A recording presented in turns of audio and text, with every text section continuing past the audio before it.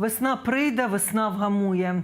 Яку ситуацію на полі бою вже за 2 місяці прогнозує чільник Головного управління розвідки? Про що вирішив поговорити Путін після ганебної для окупантів втрати сотень мобілізованих у Макіївці? Які останні новини про американські системи «Петріот» повідомили в МЗС? І чому на Росії дедалі більше відчувається рух сил спротиву? Дивіться хроніку подій 315-го дня Великої війни з Росією у матеріалі Олексія Пасака.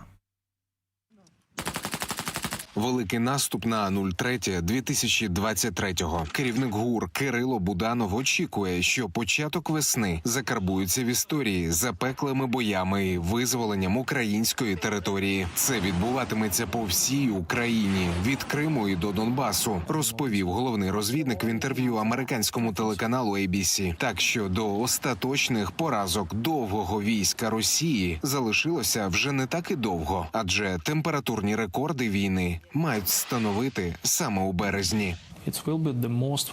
Це буде найгарячіший місяць у військовому сенсі. Коли ви виграєте цю війну? Ми переможемо цього року, 2023-го. Перемога в 2023-му – це перемога України.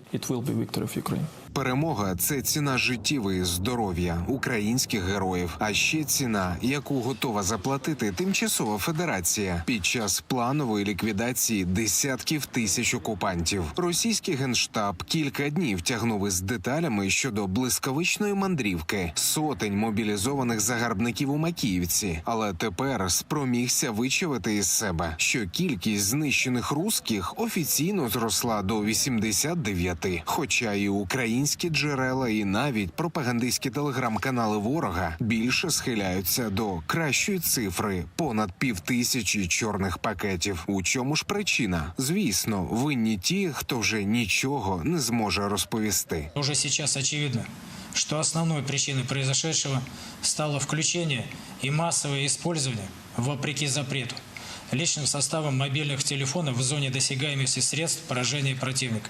А от малокомандувача окупаційного війська Росії не дуже цікавить доля сотень мобілізованих, які вирішили тактично замаскуватись під уламками бетону. Тому на публіці Путін вирішив поговорити не про них, а лише про так звані здобутки Другої армії світу. Але скільки не відправляй в морську мандрівку фрегат-ракетоносій гіперзвукових ракет «Циркон», зрештою будь-який руський воєнний корабль, як і кожен російський окупант, знайде своє остаточне місце призначення. Очень рад. Поздравляю вас. Это большая совместная работа, которая завершилась хорошим, ожидаемым нами результатом. Ми ж маємо лише підтверджені результати з ранкової статистики Генштабу. За минулу добу смак макіївського джерельця відчули ще понад 700 окупантів. Також знищено ще 2 російських танки, 6 бойових броньованих машин і 6 артилерійських систем. Згоріли ще 10 одиниць автомобільної техніки. Більше не запрацює ще одна система протиповітряної оборони московитів. Також підбито ще 3 безпілотники. А нищити особливо небезпечні ворожі повітряні цілі незабаром стане ще легше. Під час першого онлайн-брифінгу цього року міністр закордонних справ Дмитро Кулеба повідомив, що вже найближчим часом США почнуть передачу комплексів «Петріот». Раніше повідомлялося, що на навчання та постачання на озброєння ЗСУ цих систем ППО піде півроку, що удвічі швидше, ніж зазвичай. Минулий рік ми завершили революційним рішенням про надання Україні американських систем «Патріот», про що домовилися лідери України та США Володимир Зеленський і Джозеф Байден. Ми дуже цінуємо цей крок США. Очікуємо на розгортання «Патріотів» у максимально стислі терміни.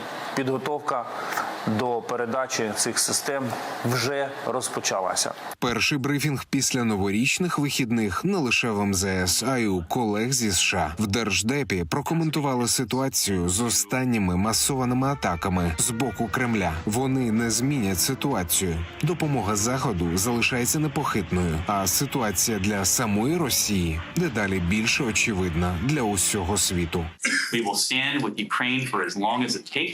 Ми підтримуватимемо Україну стільки, скільки це буде потрібно. Як ми вже говорили, президент Путін може зупинити цю війну просто зараз. Ми закликаємо Росію припинити свої напади, вивести війська з України та взяти на себе зобов'язання встановити мир у 2023 році. Росіяни дедалі більше цілять критичну інфраструктуру, цивільних та об'єкти енергетики. І для нас це тхне варварством та відчаєм. І зрештою невдалою стратегією.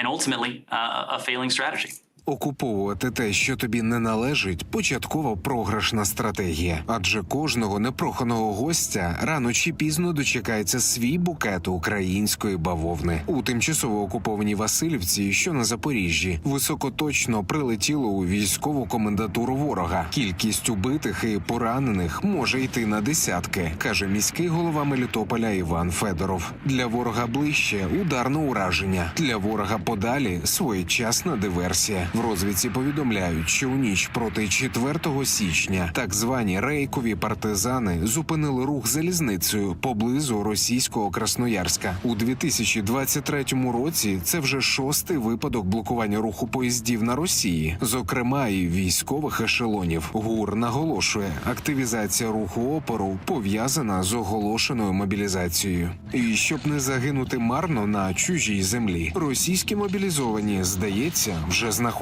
дієві способи ще на своїй території. Десь у Томську майбутні окупанти радикально вирішили питання обігріву в польовому таборі.